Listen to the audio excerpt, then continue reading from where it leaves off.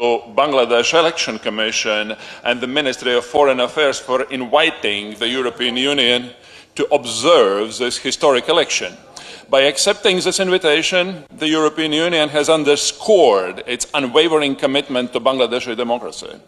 We Europeans see Bangladesh as an important and reliable partner that shares the same values of equality and justice.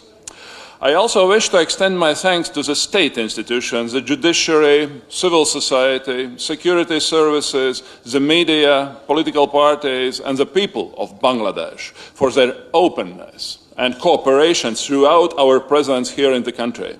It has been an honor for the European Union Election Observation Mission to be part of this pivotal moment of Bangladesh's history. Before I start with our assessment, I would like to stress some key points. First of all, these were the first credible elections since 2008, a testament to citizens' commitment to restoring democratic governance and the rule of law. This is renewed momentum, and it paves the way for the next phase of reform. Secondly, these elections were genuinely competitive and pluralistic, and the young people who led the 2024 uprising had their first opportunity to reshape the country's democratic trajectory. Thirdly, the professionalism and resolve of the Election Commission, of the Bangladesh Election Commission, has to be acknowledged. The Commission worked independently and transparently, while the commitment of election officials to uphold democratic standards has set a new benchmark for future elections in Bangladesh. However, disinformation, the ever-present fear of mob violence, and the strikingly narrow political space given to the women harmed the democratic process. I trust that the newly elected leaders will have the strengths required to make women's choices heard in the political arena. Ladies and gentlemen, now a few words about the EU Election Observation Mission. Our mission started at the end of December. In mid-January, we deployed already our 56 long-term observers to all 64 administrative districts of Bangladesh.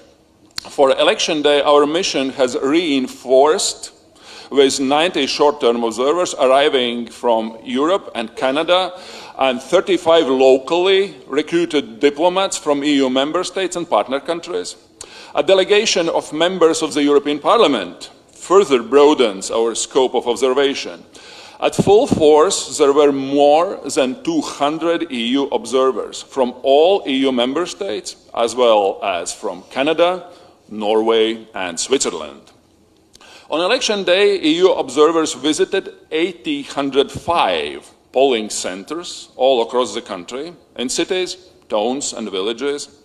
After the polls were closed, our teams observed the ballot counting, and late at night, on the 12th of February, all were present at the tabulation of the results.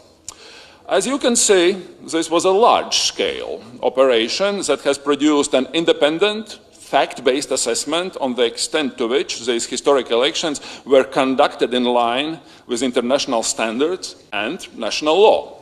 And now, ladies and gentlemen, let me present you our preliminary findings. I will start with reading out the first summary paragraph of our report. First, the 2026 parliamentary elections were credible and competently managed, marking a pivotal step towards restoring democratic governance and rule of law. For the first time since 2008, elections were genuinely competitive, conducted under a renewed legal framework that largely accords with international standards and with fundamental freedoms broadly respected. Sporadic, localized political violence, however, often triggered by manipulated online narratives, harmed the democratic process, while the strikingly limited political space allowed to women undermines their participation.